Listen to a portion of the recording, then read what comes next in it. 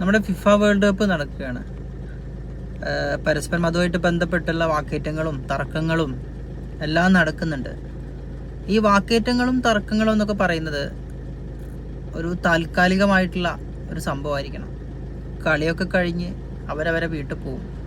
നാളെ നമ്മൾ പലപ്പോഴും കാണേണ്ട ആളുകളാണ്. അവർ വീണ്ടും 5 കൊല്ലം കഴിഞ്ഞിട്ട് തിരിച്ചു വരും ഫുട്ബോളുമായിട്ട് ബന്ധപ്പെട്ടിട്ട്.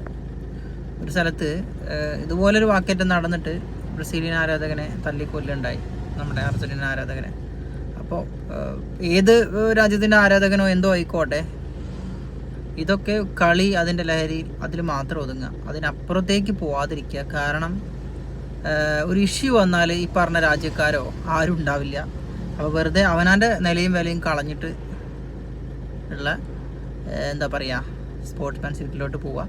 അതിൻ്റെ അപ്പുറത്തേക്ക് കുറേ സംസാരിച്ചിട്ട് വെറുതെ ഉള്ള സൗഹൃദം കളയാതിരിക്കുക. വെറുതെ അതിൻ്റെ പേരിൽ വാക്കേറ്റങ്ങൾക്കോ കച്ചറകൾക്കോ പോവാതിരിക്കുക. Have a nice day.